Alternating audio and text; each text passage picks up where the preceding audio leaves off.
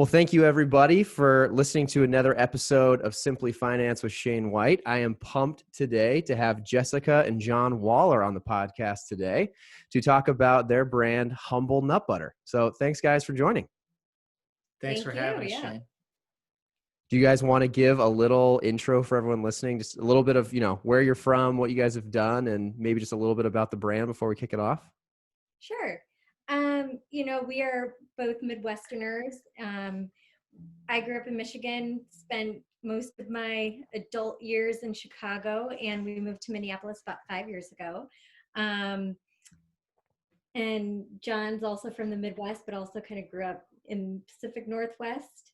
So He has some roots out on the West Coast, and neither of us have, kind of a traditional background in CPG or food, but we both love food and products and things of that nature. So, we've tinkered around with other ideas, and 2 years ago, about 3 years ago now, we were in the kitchen, and it kind of occurred to me that, why are all nut butters sweet or plain? Sure, But mixed nuts are always smoky, spicy, salty. So started tinkering around with something and took some herbs and spices from my kitchen and some nut butter that I had that was just plain, and put it on some, I think, carrot sticks and crackers, and took it down to John, and I was like, do you like this? And he goes, yeah, what is it? And I said, it's savory nut butter.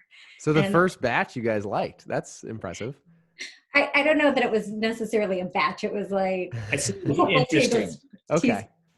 But yes, many batches later, just started making nut butters in my Cuisinart in the kitchen. And then I, started thinking more about, well, I really love walnuts, so let's make a walnut butter. And I really love pecans, so let's make a pecan butter. And that's really kind of how it got started. What do you have to add to? Yeah, as Jess said, I was born in Iowa, and then I grew up in Washington State. So I spent basically sixth grade until I graduated high school in Washington State. Then went to college at the University of Kansas, lived in KC for just under 4 years after school, moved to Chicago, which is the best decision I've ever made in my life. Love Chicago. That's where I'm at. Yeah. Great city. We love it too. I met Jess there. I joined Groupon in the very early days there. Yeah, okay. Read about them in the Chicago Tribune when they were like 2 months old. Wow. Okay. Yeah. And I was blown away by the business model, and I thought, I got to look into this company. So found, the founder and CEO on LinkedIn, and kind of the rest is history. And then I went to Intelligentsia Coffee to be the director of sales. Awesome. I was 2 years. We had our dog living in Wicker Park. And then from there, I went to another tech startup that was venture backed, and that ultimately took us to Minneapolis. So we've been here now 5 years, and I had one other stop after that in software sales leadership.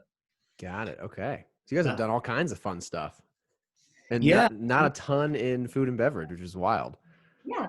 Not a ton. I mean, Groupon and Intelligentsia definitely, but certainly not the traditional CPG background. And, neither of us are chefs. Jess is a great cook, and she's just great in the kitchen.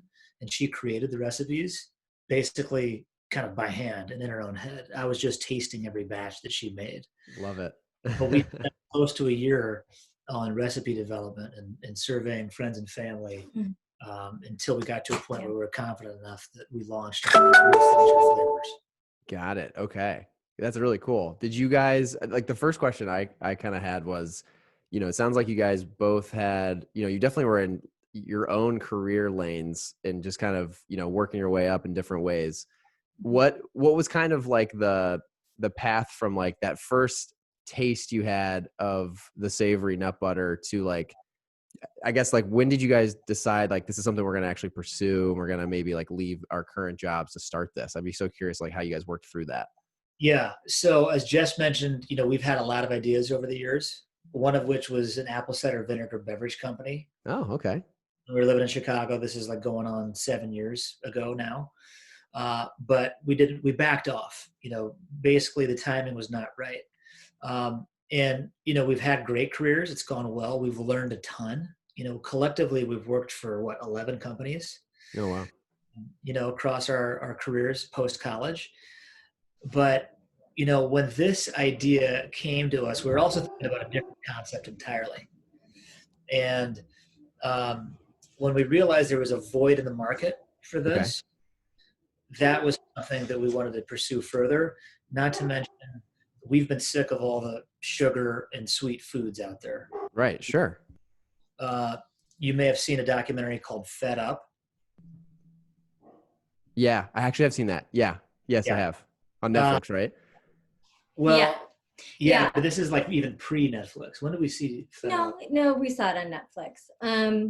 I mean, yeah, so for people who are listening or watching who haven't seen it, it's basically a documentary that looks into how sugar has made its way really kind of into the food stream and everything, and how it's not just sugar and it's high fructose corn syrup. And it really kind of spoke to me because I was born in 79. I grew up in the 80s and 90s where, everything was fat-free, low-fat, non-fat. And that's just kind of what we thought was like healthier for us. And sure, yeah. Fast forward to everything we know about food today, taking fat out of foods was just replaced with sugar and other additives and things to make it taste palatable, which is worse for you than the fat. And so, and I have also been a big proponent and I'm a big fan of Michael Pollan. I don't know if you've read any of his books. No, I haven't. So he wrote Omnivore's Dilemma and a bunch of stuff in Defense of Food. I read In Defense of Food when I was kind of in my mid-20s, and like a lot of, mid-20s girls, I was like eating meal replacement shakes and zone bars and things like that. And basically In Defense of Food kind of goes through a lot of, the pop culture history around food marketing and what could be called food, what couldn't be called food, some of like, the inner workings behind how did our food pyramid get structured to say like you should be eating mostly grains. And I was gonna say grains at the bottom. Yeah. Okay. Yeah, and I just found it fascinating. And basically at the end of the book, his whole kind of premise is eat food, not too much, mostly plants. Like it is simple. And so that was a big kind of turning point in the evolution of my relationship with food and how I look at food products. And I don't prescribe to a specific diet. I'm not a vegan, I'm not a vegetarian, but I love meat, but I try and eat a lot of plants. I try and not eat too much, of a certain kind of thing, just get variety. And so I do love finding ways to work more plants and plant-based foods into our diet, and seeing Fed Up and all of these things. It just kind of reinforces the food choices that we have and just the lifestyles everybody has. I work full-time, Jen works full-time, we have 2 kids. So, right. I think snacking, finding convenient things on the go, finding things that I could keep in my desk at work if I, get hungry, that I don't have to go to a vending machine and get something that I know I wouldn't like to put in my body. And just kind of reinforced all of those things. And so many of the snacking options in particular are either sweet, they're all, granola bars and, mixed nuts and dried fruits and things like that. And a lot of the things that are savory are either meat or cheese. So yeah, right. That's kind of what helped narrow our focus. And, when John talked a little bit about when we kind of dabbled with an idea around a functional beverage and an apple cider vinegar drink, like this idea for us, I think it really kind of formed itself because it solves a problem. Yeah, right. And I feel like it's really the right product at the right time where, people are more just knowledgeable about what they put in their body. They want less sugar. And, I think it also was reinforced to us because I was like, I don't know if people are really going to like this. I don't know if people are going to get it. Like, do other people want savory nut butter? And when we launched in June of 2018, we did farmers markets in the local Minneapolis area. Oh, love it. Yeah. Like, wow, why has nobody else thought of this? I love this idea. Like, so I think we've gotten enough feedback from people to also see that it's a need that other people want filled too. Sure, yeah. So I decided to go all in. Basically June of 18 is when we launched at the local farmers markets. And so our go-to market strategy was just take them to the markets, see if people vote with their wallets. So we did that for 6 months from June of 18 to December of 18. We did 23 markets. How'd you guys do farmers markets in Minnesota in the fall and winter? I feel like that would be a challenge. Yeah. Tents. Okay. Also COVID, so. True. Yeah, a lifetime ago. Yeah.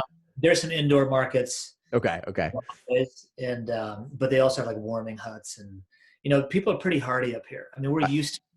That's it. I'm from Indiana, and I feel like when I moved to Chicago, it's like the further north you get, the harder you get, because I feel like Chicago is 10 times harder than Indiana is. And it's got to be. Yeah, I mean, you're in the elements in Chicago, right? Waiting for the bus. Here, oftentimes people go from their garages to the skyways downtown if that's where they work. Right. Okay. People do get outside and cross country ski, or they snowshoe, or they run, or ice fish. But anyway, yeah. So I am full-time humble. It's all hands on deck. We're a very lean team, and we actually started, as Jess mentioned, in our home kitchen. And then we moved into our first commercial kitchen. We were there for about 3 months and then outgrew that space. Oh, wow. And now we're on our second commercial kitchen, which has also allowed us to become an inclusive employer. Nice. Awesome. Yeah. So our commercial kitchen is inside of a residence for adults with disabilities. Very cool. Yeah. So we work with a local company here called Inclusive Networking, which provides customized employment for adults of all abilities. Wow. That's awesome. Yeah. So our production assistant's name is Tim. He's a great guy. You should check out Thursdays with Tim on Instagram. Okay. Yeah, definitely will. I'll tell you more about Tim there. He's a big sports fan. But also, he's great as a production assistant. He helps us get our jars ready with labeling, and then he helps get online shipments ready as well. Awesome. Yeah, that's very cool. Do you guys remember, this is one of my favorite questions. Do you guys remember like the specific conversation where you guys sat down and you're like, and John, you were like, I'm going to quit my job. I'm going to do this full time. And Jessica, where you guys were like, yep, let's do this. Do you guys remember that? Yeah. Oh yeah. We'll never forget it. And it was kind of an extended period, right? Yeah. It started like in April. Okay. We thought, okay, we're at this point in our careers where we can either double down and stay in it and stay, employees, or we can really make a bet on ourselves. Right. We've looked back in the past, and the few times where we've actually bet on ourselves, it's worked out. I left my first company, in 2009, recovering from a recession, and moved to Chicago without a job, and things worked out. So I think had we been younger with less experience, we probably wouldn't have had the guts, or perhaps the craziness, or the desire, call it what you will, to leave the conventional path to do this. But I also believe like you can't have great results without making great sacrifice. And so sure. Oh yeah. We're still, early and new on this journey, but we're growing 150% year over year. We're getting new retailers. We're increasing online stores. We've got innovation in the pipeline, and it's working, but we're doing it brick by brick. Yeah. Oh, it sounds like it. I love that too. I feel like that's almost backwards from what a lot of people say, where it's like, a lot of people jump and do the entrepreneurial thing when they're young and naive, maybe, and a little more like don't know what they're getting into. But I actually love that you guys are like kind of had a crossroads. I think a lot of people can resonate with that, where like you've been working. I mean, I've been working for, almost 7 years. And I feel like after a point, you kind of figure out, yeah, you have the ability to kind of go down different routes. And that's really cool that you guys kind of just decided that you wanted to be entrepreneurs and not stay down the route that you were technically on. That's awesome. Have there been, and I'm sure there's been tons, but does anything jump out to you guys as like early learning lessons, difficulties when it came from like, okay, we're going to go through with this and start this, and you go to that first farmer's market? Like, what were some of the major hiccups that maybe made you guys second guess what you were doing, or were just like major, crossroads for the business early on? Yeah. One thing that I can think of is, not all nuts are created equal. Okay. We, in the early stage, we were literally just going to our local co-op and buying nuts in bulk and, trying things out. And I think it was one of the first like large nut orders that we placed. And, we're making a product and we want to try and get the best price. And we got this batch of cashews and they were just completely different. The texture was different. The taste was different. And we were just like, what's happening? And we like had a farmer's market, I think the next day. So then Oh, wow. literally going out and like ended up buying a bunch of nuts in bulk and and that's just part of, I think, the learning curve of, knowing your vendors and learning. I'm Yeah. sure every company, food company goes through like little pains like that. And just that was the first, big like hiccup. Yeah, for sure. That was pretty nerve-wracking. We, as Jess mentioned, we moved on with the farmer's market. We did it. We bought cashews full retail from our local co-op. Love that. The farmer's market in Excelsior, Minnesota, and it went well. We sold way more product than we thought we would. Yeah. Food, I think food is just a capital-intensive business. Mm-hmm. I think, we have a premium product because we use the best quality ingredients that we can find, and people know that nuts aren't the cheapest thing to buy. Yeah. And we have no desire to create a commodity food product, so I think we might have underestimated how expensive it is to start a food business and just to keep it growing, right? Eventually, though, you get to a point where you've got enough economies of scale, you have enough sales, and you can become profitable, if you've got disciplines within the business. And so, I think we had enough experience prior to that we had the discipline and, we had the foresight to managing a P&L. Okay. Yeah. Maybe an underestimation of how expensive food in general is. Got it. No, that totally makes sense. And then also I would add. Yeah. And I think also has made me realize like because our product is fairly expensive on the kind of range of nut butters. You've got your what you grew up with, like the Skippy and the Jif. Right. Skippy, Jif. Yeah. And all the way to like Artisana and Maranatha, and our nut butters are, more in that like $14, $15 range. And just knowing the cost of ingredients, when I see something on the shelf that's like a giant tub that's like $3, I'm just like, what are they putting in there that they could, I'm just like, how is that even possible? It really does it's made me question not only, our like things with our product, but just like every food product I see on the shelf, I see with a completely different lens. Yeah, I totally agree. I know I worked at Walmart.com before RX. So it was like, couldn't have been more night and day of just like the types of things you're dealing with. And I'm the same way now. It's like once I went to RX, it's like everything I buy in the store, I'm like, what is all this shit in this? Like I can't even pronounce 95% of the things in here.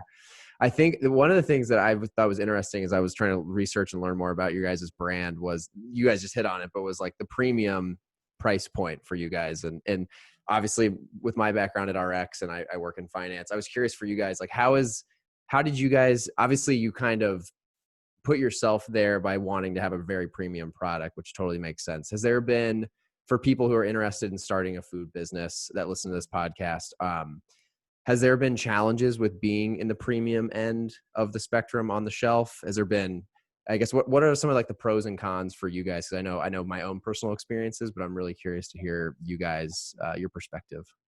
If you're going to have a premium product, I think you have to know your lane. You have to be smart about where you sell it.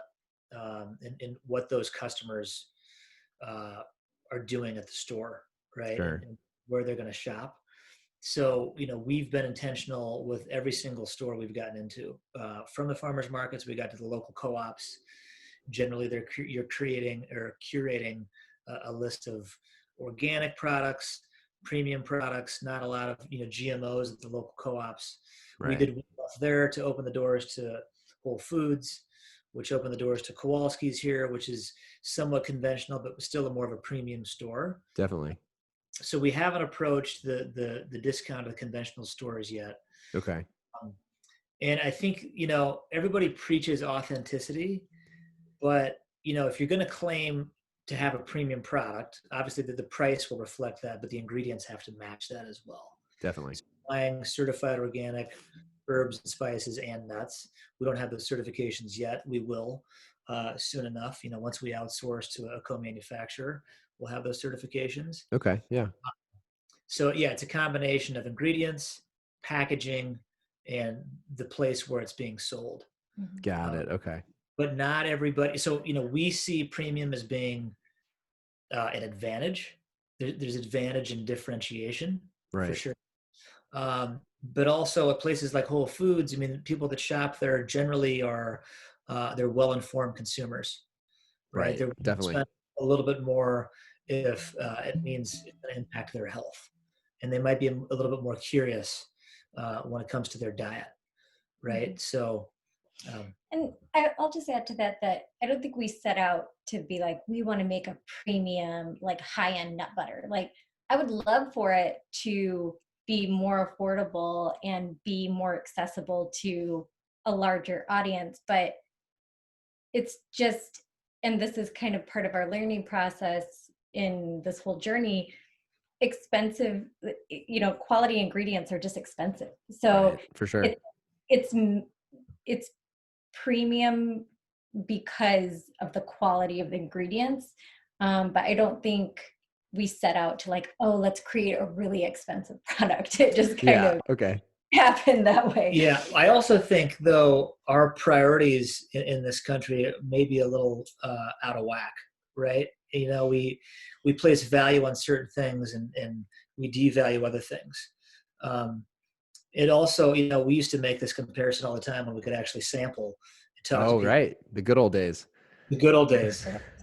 Someday we'll get back there. But, we'll sit down, in the normal world at a restaurant and spend $12 on a glass of wine that will be finished in 20 minutes, right? You get 17 servings in our product, and there's multiple uses, right? Right. Yeah. Right. Exactly. Dip with it. You can eat it straight up. You can use it as a condiment. So yeah, I think it comes down to priority as well. But mostly, I think the people that are our consumers, our customers, they already get it.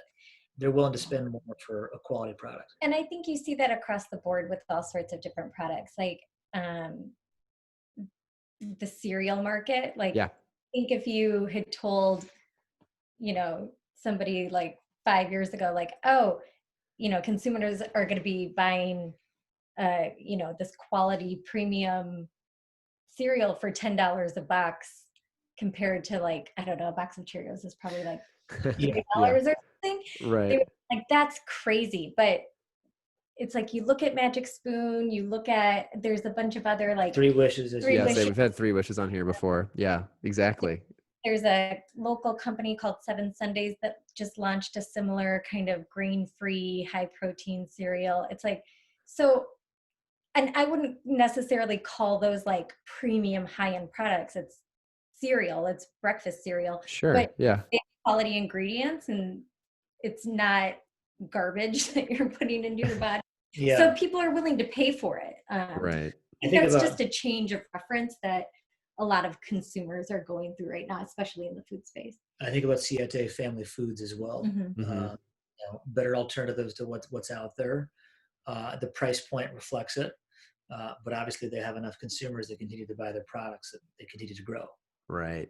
No, it's a good example. Has it been difficult? You just kind of mentioned this, but having a premium product in a time where it's hard to, you can't sample, is it been harder to kind of like get, I'll say jars in hand. We call it like bars in hand, but like jars in hand to people and like continue that growth through this year? Has COVID like impacted you guys or opened up new avenues, or how's COVID really like how's it affected the business this year?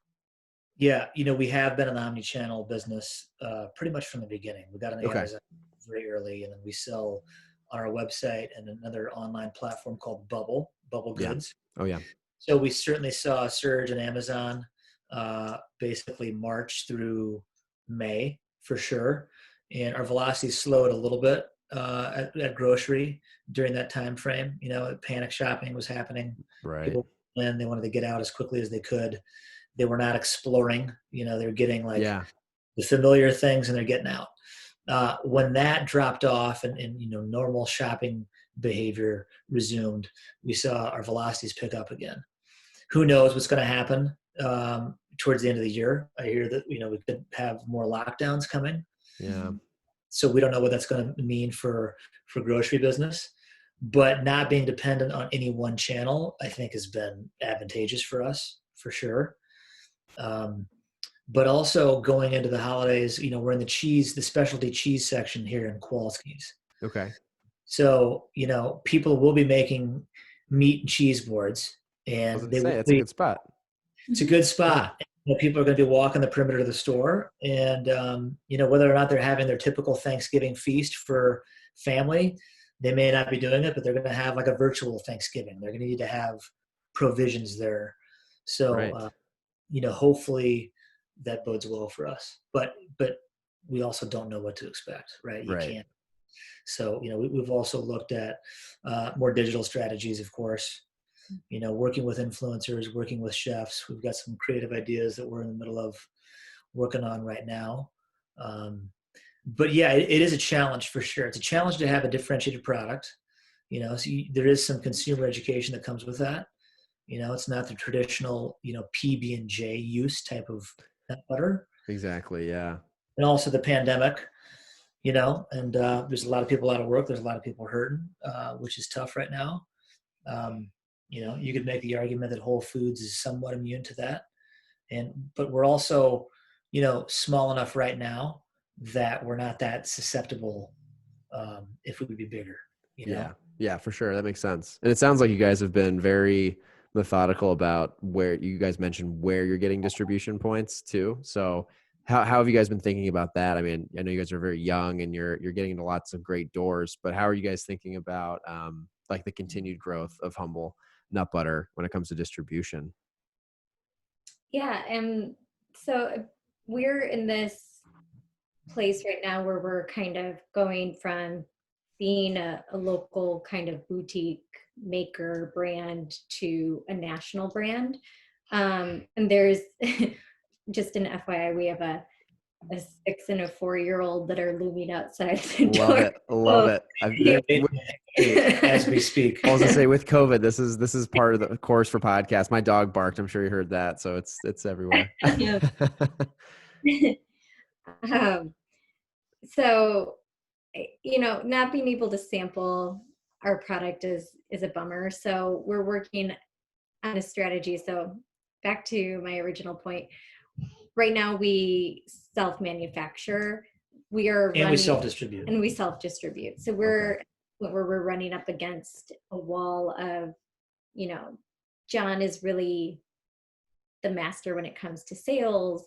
And we're at a point where I'm like, you can't sell anymore because That's hard to like tell a salesperson. we're just up against this kind of wall where it's like either we need to find a new kitchen, buy more equipment to increase our production, or find a co-manufacturer to make our product for us so we can increase our volume and go out and get sales.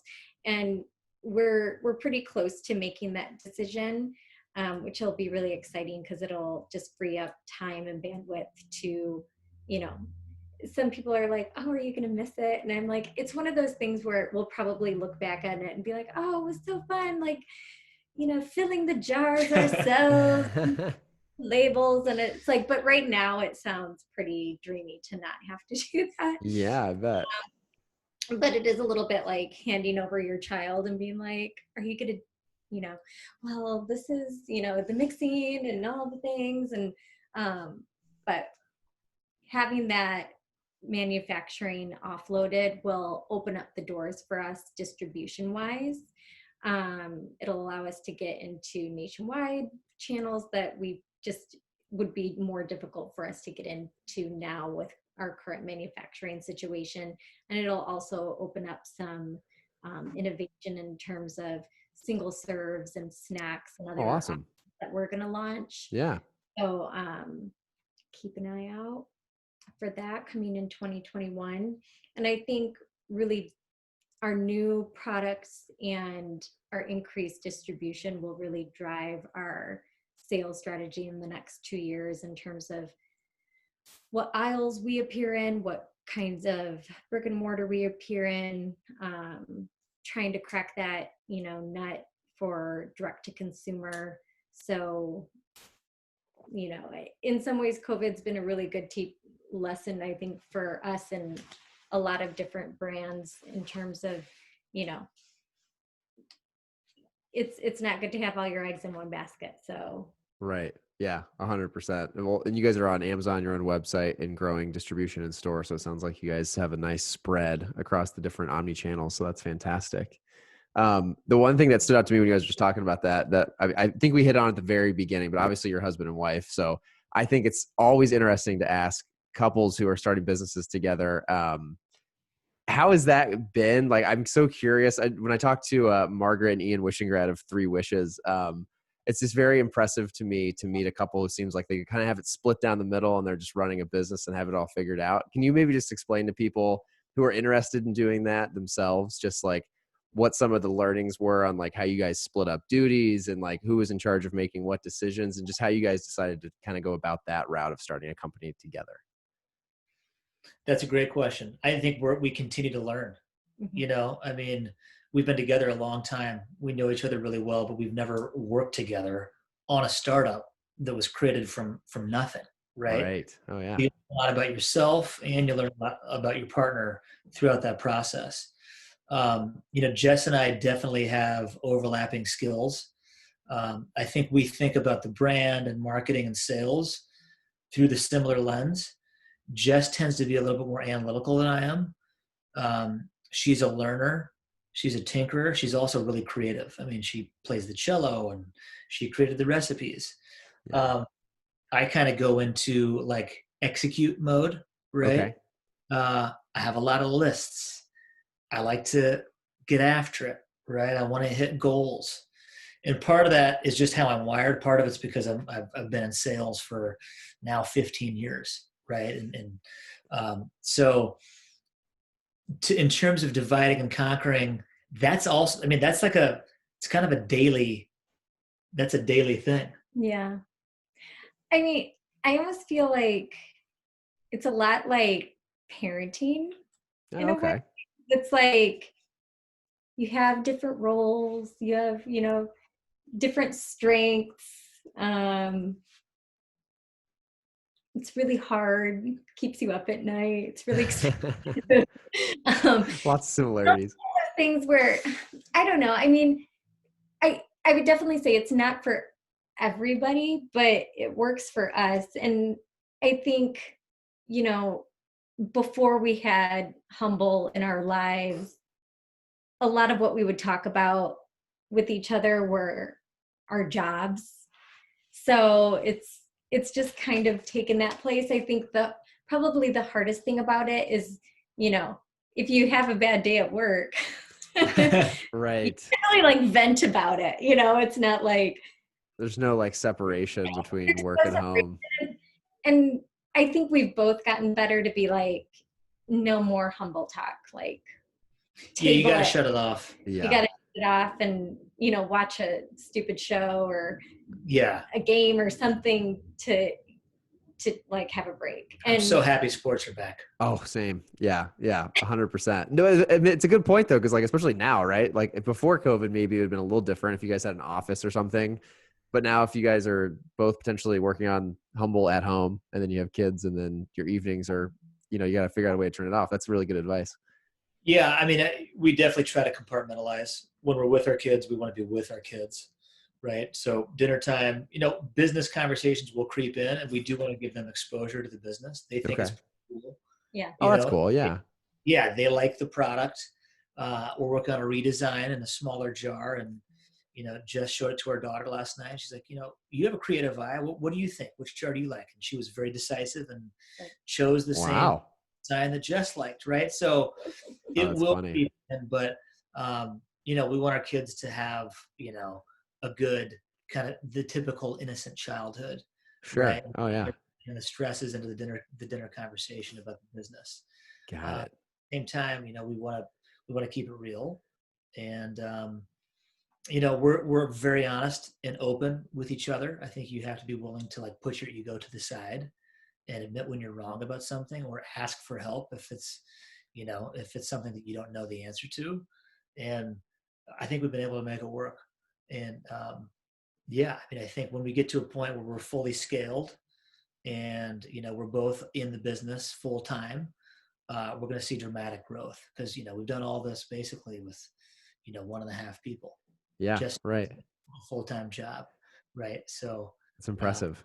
that can be a lot to juggle. Yeah, for sure. Do you guys are you making plans soon-ish to make that jump, Jessica, or are you trying to figure that out still? Are you guys waiting for a certain point? Yeah. How does that all work? How do you guys think through like the future steps for hiring a team and growing the business that way? We can't say a whole lot. Sure. Yeah. 100%. I get it. Yeah, absolutely. Yeah. But we've got grand ambitions for Sure. sure. There's a lot that we can do, with Humble for sure. We'd love it to be a platform brand. And I think we have enough years under our belt as consumers, right? Like, started eating handy snacks, and then we ate wheat thins and hot pockets, and then started getting a little bit smarter about what we consumed, and we asked more questions as consumers. So I think with that lens, that will drive a lot of our innovation. But yeah, once we can actually build out a team, I mean, I really enjoy leadership. I studied it in college. I've done it for 12 of my 15 years. I am an extrovert, so the idea of working together with a team is really exciting to me. I feel like this has probably been the hardest stage of the business this far. Got Right? it. Okay. Yeah. I heard one person refer to it as a knife fight, and that's kind of how it is, man. It's just hand-to-hand combat. You're building it brick by brick. Right. Eventually, when we have enough momentum and revenue and resource, we can build a team and have really explosive growth. Yeah, that's exciting. Yeah, lots of good stuff. Do you guys plan on, and you don't have to share anything you don't want to share, but are you guys thinking about other categories at all, or just innovation in general in the same category? How are you guys thinking about just like, because I personally love the name and just like the overall like mission behind your guys' brand. So originally when I read up on it, I was like, oh, this is a great idea. I can totally see how you guys can make this into a broader thing, but totally curious where your guys' thoughts are there. I mean, what I'll say is I envision the nut butters as like the trunk of our tree, and there'll be many branches and Okay. leaves off of it. So I always see our savory kind of flavor profiles, plant-based protein as being the thread that connects everything that we do in the future. Okay. And transparent ingredients. Yeah. Love that. Okay. Very good. No, it makes sense. Are you guys, well, I guess one thing I'll kind of back up a little bit. One thing I love to ask on here, especially with earlier stage startups, is just the concept around, and it's funny, since I've had a lot of different types of entrepreneurs on here, everyone's had a little bit different answer to this, but how have you guys thought about just in general, like bootstrapping versus raising money or fundraising? And I don't know what you don't have to share anything if you're working on stuff, but just curious, like your general concept and theory on like how you guys are trying to go about that side of running a business. Yeah. We've bootstrapped, for the majority of this journey. We've had a few friends step up and help, which has been great. And now, we're in the middle of our seed round, actually. Oh, exciting. Nice. Yeah. So that came on the heels of this accelerator called Impact SKU, which is a great program. They did a great job adjusting because of COVID. It was all virtual. And then that culminated with Jess pitching at Twin Cities Startup Week. Oh, nice. Yeah. And so we're making some great progress with the seed round that will enable us to outsource manufacturing, Some of that will go towards staffing, some sales and marketing, and R&D. And there's a number of ways that you can fund these things. I think we're relatively agnostic. We're too early for venture or private equity money. But there's plenty of angels or family offices that I think would be interested in something like this. And so those are folks we're talking to. And I think if we're disciplined and smart with the capital we do raise, eventually the goal would be to have enough of margin that you can reinvest in the business. Right. Okay. Yeah. If not, if we see an opportunity to court more investors or strategics at that point, because it makes sense at that stage, we're open to that as well. Mm-hmm. Got it. Okay. I don't think there's any right or wrong way to do it. If I had a trust fund and could invest a large sum of money into it and grow really quickly, I totally would. Yeah. Okay. John and I also say, like, if someday like Humble Nut Butter takes over the world and we become like the brand we think we can become, like, we would have a goal of wanting to invest in and help truly new startups, because I think something that has been kind of not discouraging, but it's like you just hear it all the time of like, oh, well, we invest in early CPG, but you have to be doing $5 million a year before we'll even look at you. And it's like, okay, well, how then? Like, I don't consider that. I don't know. Like, it's like an arbitrary number. You mean kind of, yeah.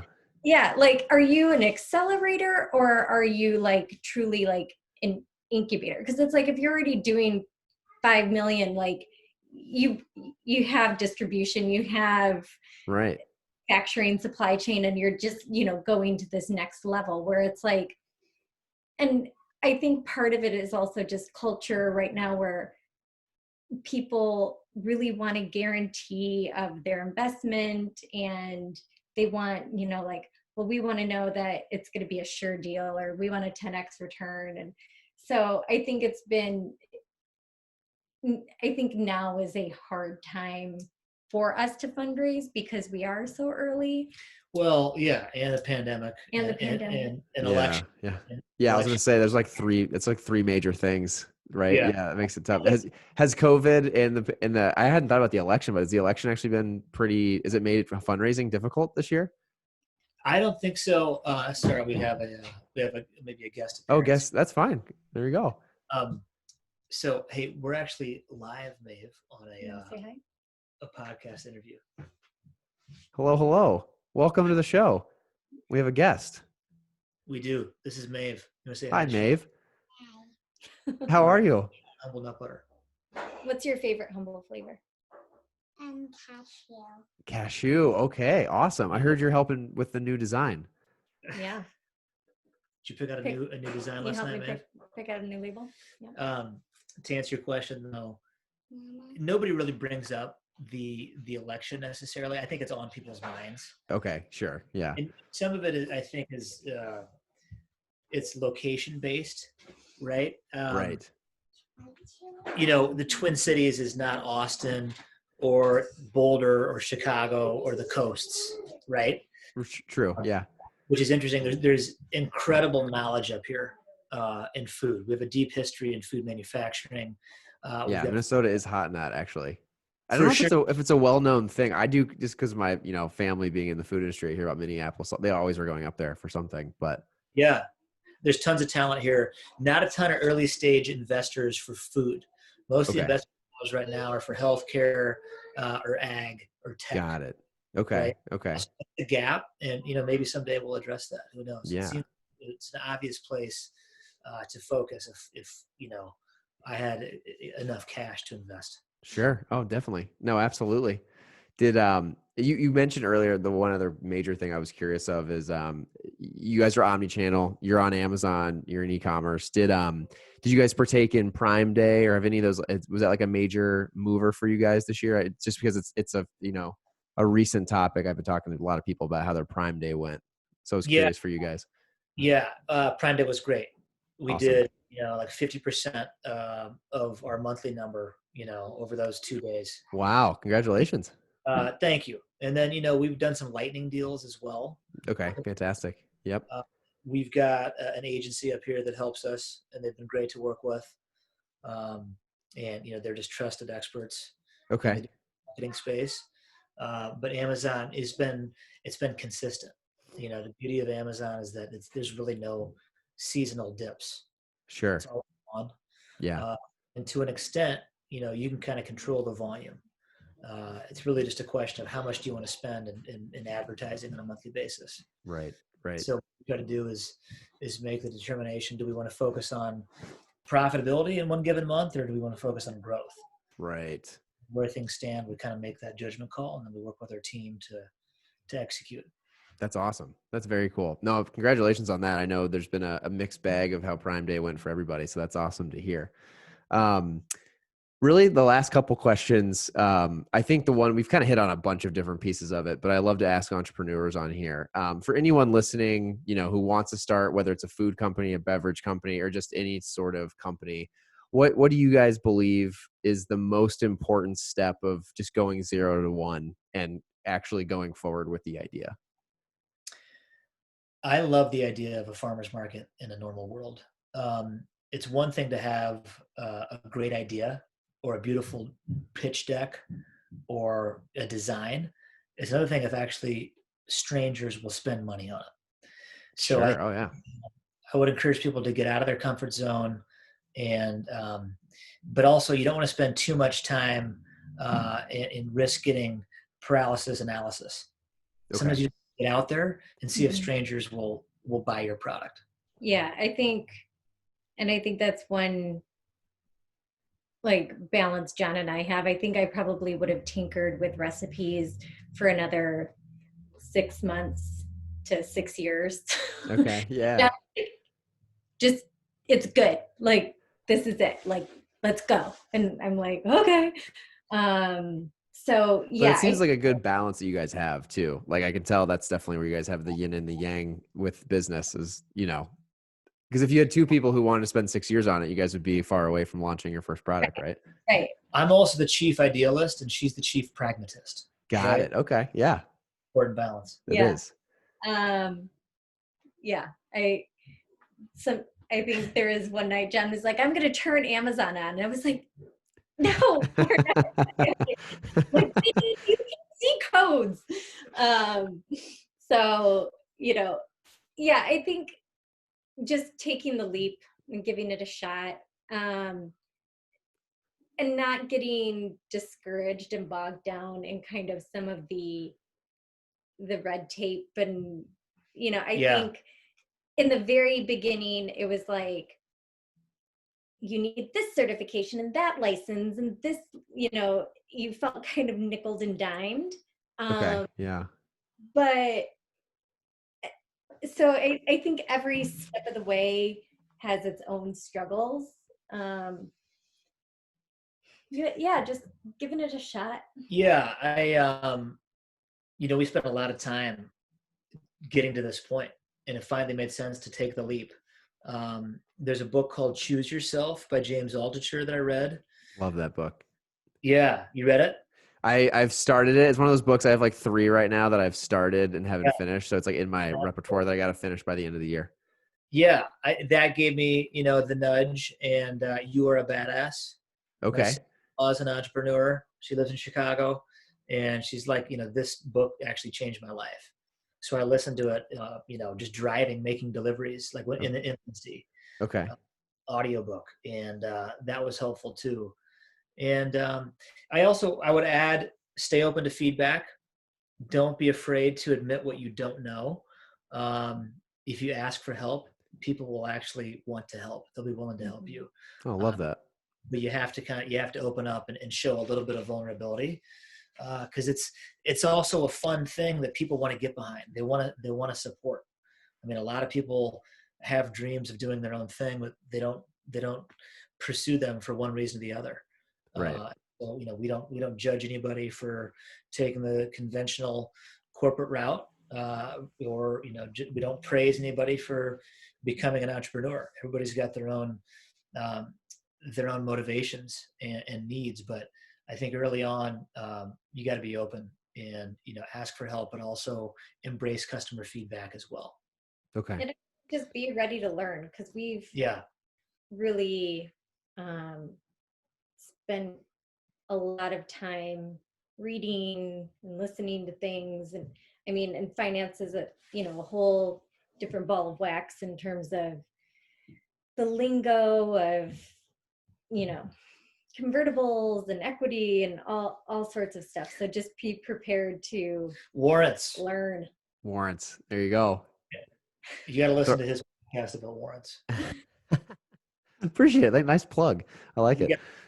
No, yeah. I mean, there really is. And I think what's interesting is, from my experience of just coming to a startup company and a little bit later in the game, because they were already in the close to acquisition phase, and then hearing, you guys and other people's perspectives and stories, it just seems like there's got to be a point where you just try it and jump, and knowing you're not going to know everything, if not even most of it, right? And it's like having that humility to ask the questions and do the research and figure it out. I think I was actually reading something the other day that hit home to me. It made a lot of sense, where it basically said, most adults don't know everything about I forget the exact wording, but basically it was saying that, like, even people who have been executives at major companies, if you talk to them, most of them will tell you, like, they don't know everything about what they're doing. They're still learning too. So it should give people confidence that, not that they're not going to fail at whatever they want to start, but like no one knows no one knows the answer to every angle of anything they're working on or business they're starting. So.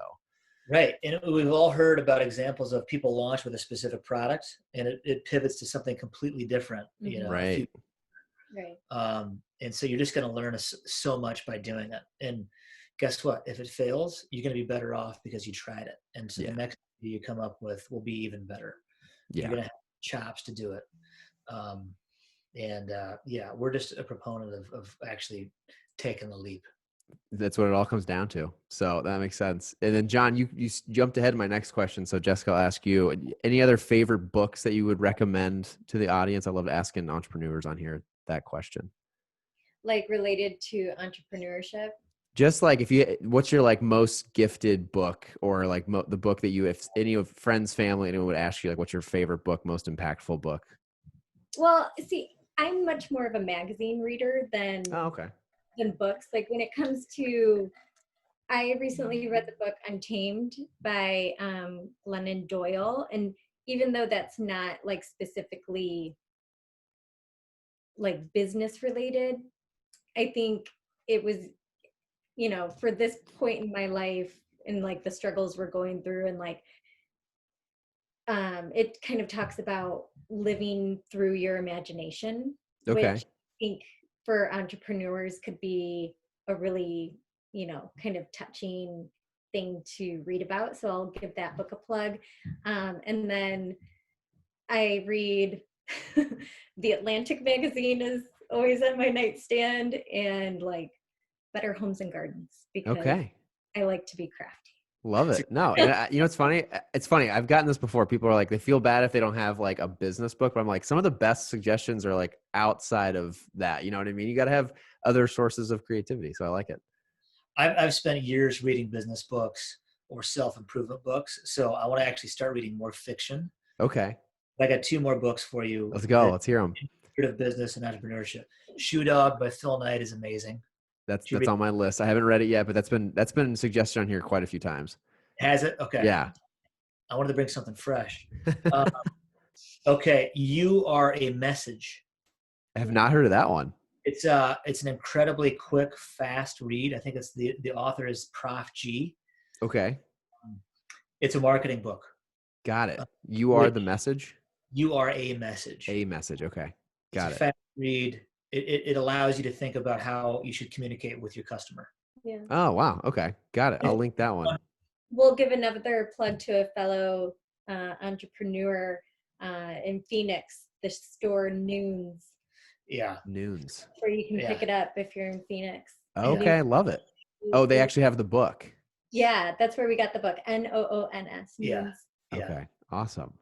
Purple Cow is great. I mean, there's a lot of books. Purple Cow is great too by Seth Godin. I have not read that one, but that's on I know I have like a laundry list of books that I'll probably never get to. That one's on the list. Okay. Very good. Love it. Those are Shane, great. Thank you. if you don't have any children yet, Shane, I would say read as much as you can now. I know. Okay. Good I think advice. it has Because some then, really yeah, excellent content. yeah, what we else? read a lot Mo of, Willems, excellent author. yeah. Mo Willems. Okay. I was gonna say I had a guest a few episodes ago who actually sent me a Dr. Seuss book. That was like the first Dr. Seuss suggestion I had on here. That was this one book he suggested, and it was actually really good. I had never read it. It was "Oh, the Places You Will Go," which Nice. Yeah, that's was great. I hadn't read it. I read it, in 10 minutes. It was great. That was very. It was a good suggestion. Oh, now my dog's joining. So the last major question I wanted to ask both you guys, just from like an entrepreneurial standpoint, is John, you hit on it from earlier. You said you're a list person. You guys have to have, between Jessica working a full-time job and John running the day-to-day, must be a million things going on between your careers, Humble, kids. How do you guys keep track of everything and prioritize what's the most important? Like, do you guys use paper and pen, notebook? Do you have apps you use? Like, what are the tools and tricks that you guys use to kind of keep your life in order? Calendly is a great, you and I exchanged Yes. Yep. Calendly, so I I love just that. started using that, so I'm pumped for that. That's probably what takes the most time to get someone like to say yes to come on to then getting them scheduled, is like the 10 back and forths of sharing calendar times. So Yeah. I stumbled on that. Calendly, yeah, definitely a great resource. The entire G Suite, we use. Yeah, I think Google Drive for us is what's great about it is it's just easy to Yeah. use. It's free. And Right. you can Yeah. yeah, and, And then, it's the apps on free. your phone or you're on your computer, Yeah. and we're always moving in different directions. So that's been great. I do just like I like to read a book, like the physical book. I'm the same with a notebook Okay. as well. And so that allows me to focus, I think. But neither Jess or I are like super rigid individuals. Maybe she might actually disagree with that offline. She might be rigid. I don't know. We'll find out. Let's see how well we know each other.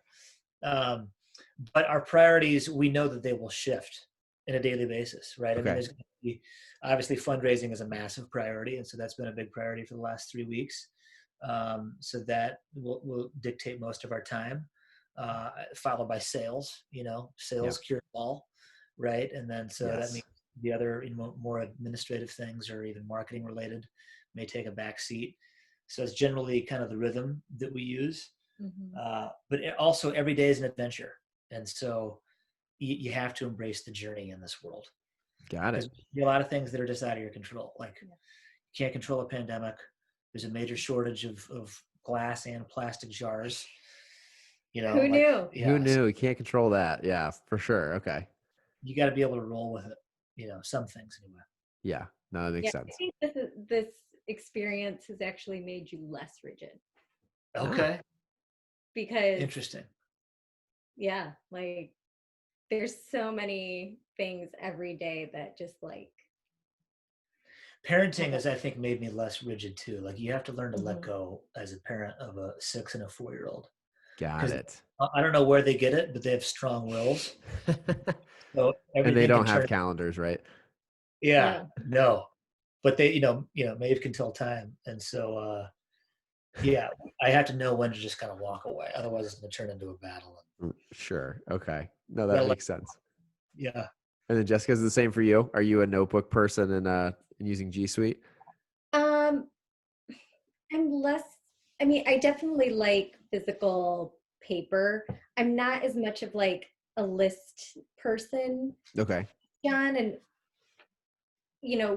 I think for us in this kind of place we're in right now with me working full time, it's like looking too far out is almost like more of a drain on our resources and the precious little time that we do have, because it's like if we plan out 2 weeks from now, there's going to be so many things that change and shift in between them that it's all going to be for naught. So we've just figured out like, we're checking in with each other all the time. So it's like, what do we need to do in the next 2 days? And then what do we need to do in the next 2 days after that? And that's just kind of, I think, more of a place that we're in right now. But I don't know, like even in my professional job, like we use Box, we use Asana, Slack, and to some extent it's like I don't know for me personally if like an app or a thing makes me any more efficient than just like good old fashioned picking up a phone, having a 10-minute conversation just to like work it out, because Sure. Yeah. it's pretty simple. I don't know. Sometimes we can get over that paralysis by analysis. I feel that way. I'm back to notebook and paper. I was getting too caught up in like time blocking my calendar and trying all sorts of wacky things. Then you end up spending more time on that than actually getting shit done. So no, I definitely understand that. Well, thank you so much, guys. It was really a pleasure to have you guys on. Where's the best place for people to learn more about Humble and you guys? Our website, humblenutbutter.com, Instagram. I'd start there. Okay. We ship all over the country. We've shipped to Puerto Rico a handful of times too, which is pretty cool. Awesome. So I'd start there. But thank you, Shane, for what you're doing for entrepreneurs in this space and dropping some knowledge in finance, because not everybody has that skill set. So that's useful. Hopefully I'm adding some value. That's my whole goal. So we'll see. Hopefully it's helping some people. I think it is, man. Thank you. Well, awesome. Well, no, thank you guys for taking the time. And it was a pleasure to get to know you guys. Good luck with everything with the business. I'm excited to see how you guys continue to grow and all the fun stuff ahead. I'm going to pick some up. My wife is big into savory stuff. So when I told her you guys were coming on, she was very excited to hear more about it. So thank you for all you're doing. I'm excited to see how you guys do. Great, I appreciate it, Shane. Thanks, man. Awesome. Okay. Well, we'll talk soon. Thanks, guys. Thanks for coming on. Bye. All right. See ya.